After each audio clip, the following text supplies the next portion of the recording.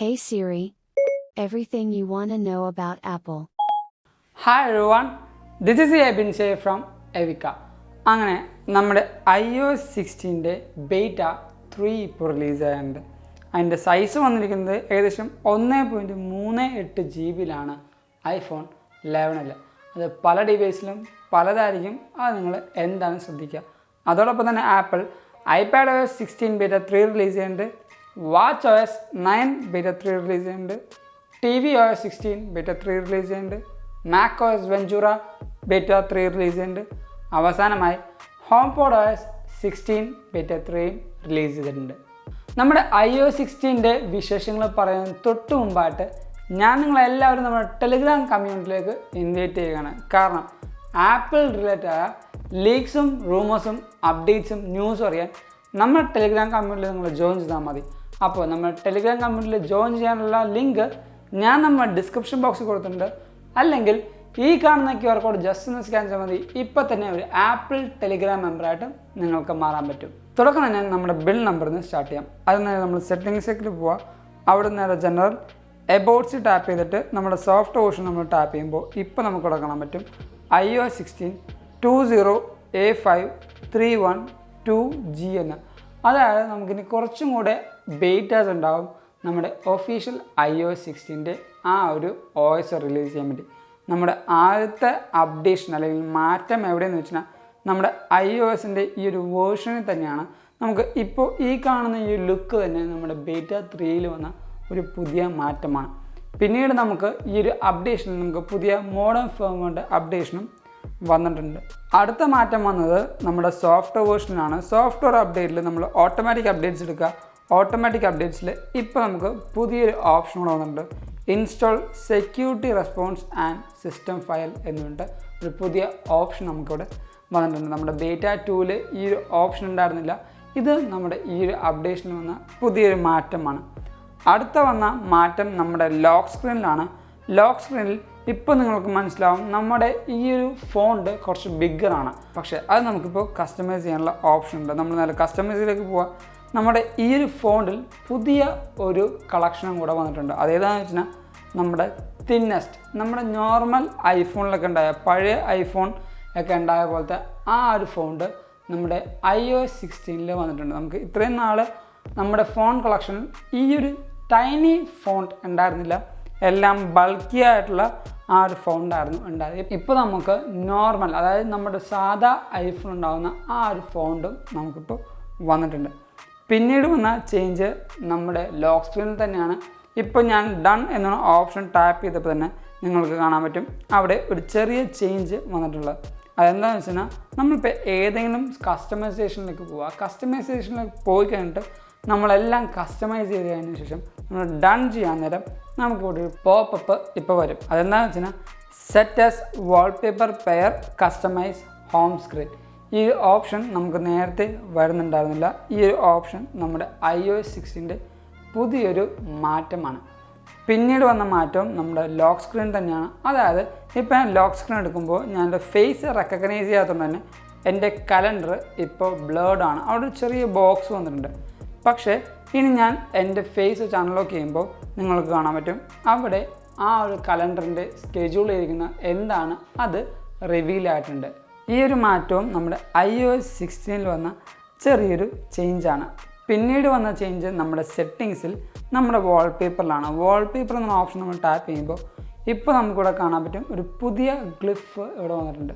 നമ്മുടെ iOS 16ൻ്റെ ഏറ്റവും iconic ഫീച്ചറായ വാൾപേപ്പറിലെ ആ ലോക്ക് സ്ക്രീനിലുള്ള ആ ഒരു ആനിമേഷൻ ഇവിടെ വന്നിട്ടുണ്ട്. നമുക്കിവിടെ നോക്കുമ്പോൾ മനസ്സിലാവും എങ്ങനെയാണ് നമ്മൾ ലോക്ക് സ്ക്രീൻ മാറ്റേണ്ടത്.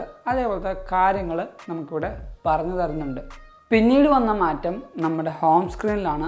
അത് എവിടെയെന്ന് വെച്ചാൽ നമ്മുടെ ഹോം സ്ക്രീനിൽ കസ്റ്റമൈസ് എന്ന ഓപ്ഷൻ നമ്മൾ ടാപ്പ് ചെയ്യുമ്പോൾ ഇപ്പോൾ നമുക്ക് കസ്റ്റമൈസ് കറണ്ട് വാൾപേപ്പറും ആഡ് ന്യൂ വാൾപേപ്പറും ഉണ്ട്.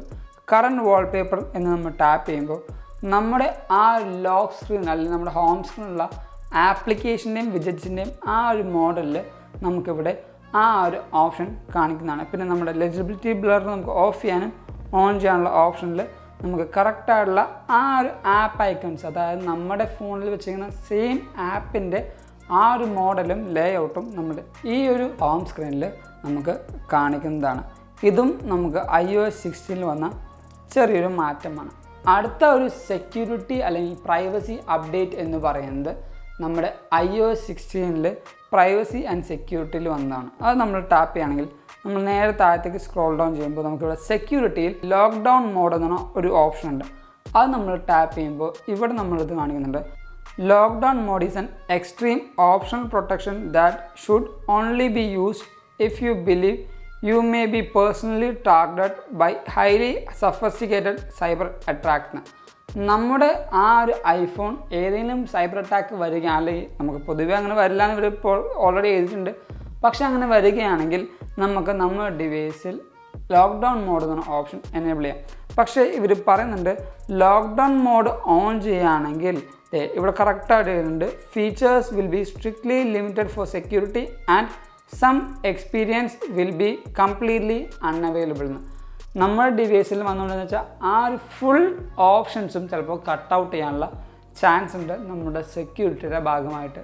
അപ്പോൾ ആ ഒരു ഓപ്ഷൻ നമുക്ക് വന്നിട്ടുണ്ട്. ഇപ്പോൾ നമ്മൾ ടേൺ ഓൺ ലോക്ക്ഡൗൺ മോഡ് ഒന്ന് ടാപ്പ് ചെയ്തതിനാൽ നമുക്കിവിടെ കാണാൻ പറ്റും നമ്മുടെ message, FaceTime, web browsing, shared album, device connection, Apple service, profile, ഈ പറഞ്ഞ എല്ലാ കാര്യങ്ങൾക്കും റെസ്ട്രിക്ഷൻസ് വരികയായിരിക്കും. നമ്മുടെ ഐഫോൺ എന്ന് പറയുന്ന ആ ഒരു നോർമൽ മോഡിൽ നിന്ന് ഭയങ്കരമായിട്ടുള്ള സെക്യൂരിറ്റി ഹൈക്ക് ചെയ്ത് നമ്മുടെ ഡിവൈസിൽ വലിയ വലിയ കാര്യങ്ങളൊന്നും ചെയ്യാൻ പറ്റില്ല, ഭയങ്കര ലിമിറ്റഡ് ആയ കാര്യങ്ങൾ മാത്രമാണ് നമുക്ക് പിന്നീട് ചെയ്യാൻ പറ്റുന്നത്.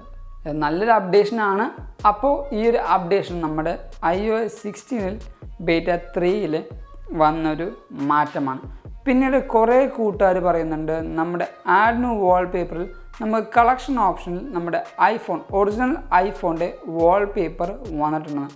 അതായത് നമ്മുടെ ഒറിജിനൽ ഐഫോണിൻ്റെ വാൾപേപ്പർ ഒരു 2 മീനുകളുള്ള ആ ഒരു വാൾപേപ്പറാണ്. ആ ഒരു വാൾപേപ്പർ കുറേയധികം കൂട്ടുകാർക്ക് വന്നിട്ടുണ്ട്, പക്ഷേ കുറേയധികം കൂട്ടുകാർക്ക് വന്നിട്ടില്ല.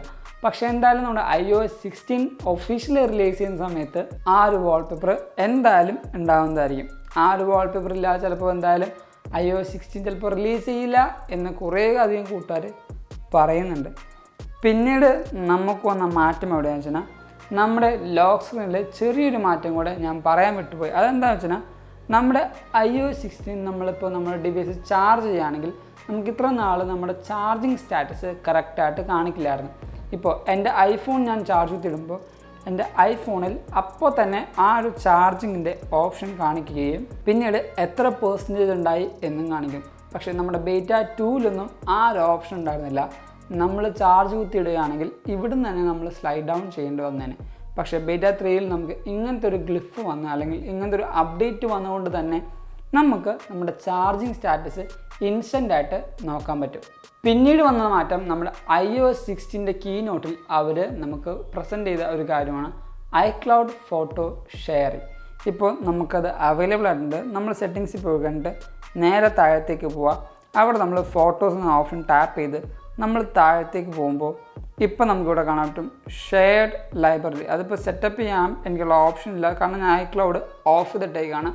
എൻ്റെ iCloud ഓൺ ആണെങ്കിൽ നമുക്ക് ഈ ഒരു ഷെയർഡ് ലൈബ്രറി എന്ന ഓപ്ഷൻ നമുക്ക് സെറ്റപ്പ് ചെയ്യുകയും നമുക്ക് ഒരാളെ ആ ഒരു iCloudലേക്ക് ജോയിൻ ചെയ്യുകയും നമ്മുടെ ആ ഒരു ഫോട്ടോസ്, അതായത് നമുക്ക് പെർട്ടിക്കുലറായിട്ട് നമ്മൾ എടുക്കുന്ന ഫോട്ടോസ് നമുക്ക് ഇൻസ്റ്റൻ്റായിട്ട് ആ ഒരു വ്യക്തിക്കും കൂടെ ഷെയർ ചെയ്യാൻ പറ്റുന്നതാണ്.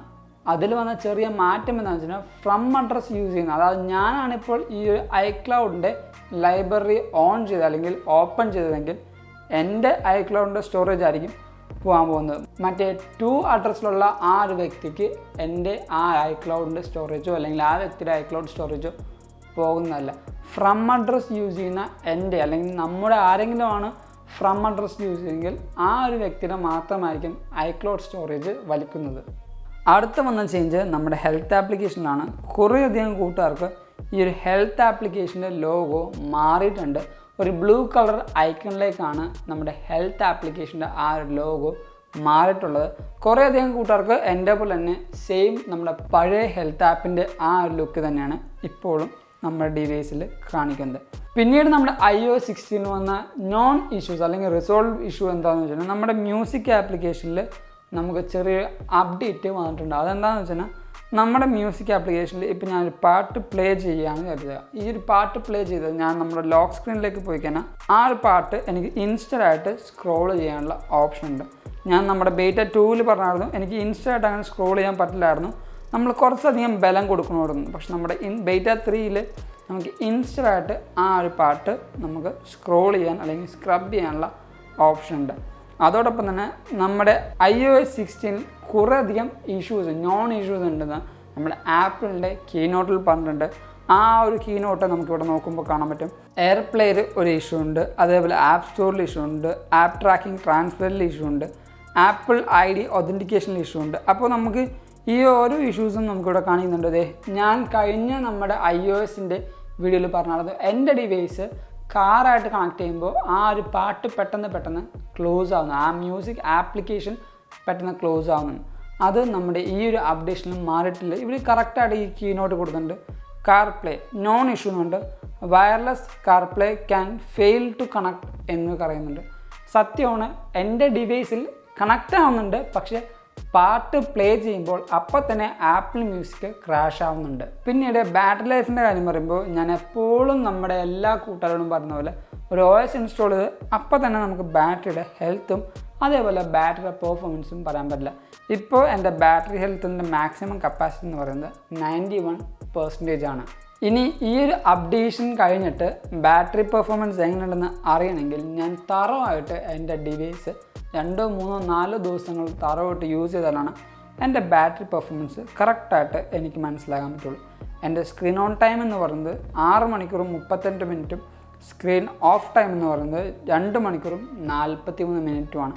അപ്പോൾ നമ്മുടെ iOS 16ൻ്റെ പെർഫോമൻസിൻ്റെ കാര്യം ചോദിക്കുമ്പോൾ പെർഫോമൻസ് എനിക്ക് നല്ല സ്മൂത്തായിട്ട് തന്നെ തോന്നുന്നുണ്ട്. ഒരു ഫ്രെയിം റേറ്റ് ഡ്രോപ്പോ അല്ലെങ്കിൽ ഒരു ബഗ്ഗോ ഒരു ലാഗോ എനിക്കിപ്പോൾ നമ്മുടെ പെർഫോമൻസിൽ ഫീൽ ചെയ്യുന്നില്ല. അതുകൊണ്ട് തന്നെ നമ്മുടെ iOS 16ൻ്റെ ഗീക്ക് ബെഞ്ച് സ്കോറിൻ്റെ റിസൾട്ട് നമുക്കിപ്പോൾ ഒന്ന് ചെക്ക് ചെയ്യാം. നമ്മൾ നേരെ ഒന്ന് കമ്പ്യൂട്ട് ചെയ്യുക. നമ്മളിപ്പോൾ നമ്മുടെ ബെഞ്ച് മാർക്ക് ഒന്ന് റൺ ചെയ്ത് നോക്കുകയാണ്. അതിൻ്റെ കാര്യം പറയുമ്പോൾ ഞാൻ വേറൊരു കാര്യം നിങ്ങളെ ഇൻഫോം ചെയ്യുകയാണ്. അതെന്താണെന്ന് വെച്ചാൽ നമ്മുടെ M2 MacBook Airൻ്റെ പ്രീ ബുക്കിംഗ് ഈ വരുന്ന ജൂലൈ 8 മുതൽ നമുക്ക് ഓപ്പൺ ചെയ്യുന്നുണ്ട് അല്ലെങ്കിൽ സ്റ്റാർട്ട് ചെയ്യുന്നുണ്ട്. നമ്മുടെ ജൂലൈ 15 ആകുമ്പോഴത്തേക്കും നമ്മുടെ MacBook Air വിത്ത് M2 നമുക്ക് അവൈലബിൾ ആവും. അപ്പോൾ നമ്മുടെ ഗീക്ക് ബെഞ്ച് സ്കോറിൻ്റെ റിസൾട്ട് വന്നിട്ടുണ്ട്. നമുക്കിവിടെ കാണാൻ പറ്റും നമ്മുടെ സിംഗിൾ കോറിൻ്റെ സ്കോർ എത്രയാണെന്ന് വെച്ചാൽ 1322ഉം നമ്മുടെ മൾട്ടി കോറിൻ്റെ സ്കോർ എത്രയാണെന്ന് വെച്ചാൽ 2768 ആയിട്ടാണ് നമുക്കിവിടെ വന്നിരിക്കുന്നത്. അപ്പോൾ ഞാൻ നേരത്തെ പറഞ്ഞ പോലെ ഈ ഒരു ബീറ്റ 3-ൽ എനിക്ക് അത്യാവശ്യം നല്ലൊരു സ്മൂത്ത്നെസ് തന്നെ ഫീൽ ചെയ്യുന്നുണ്ട്.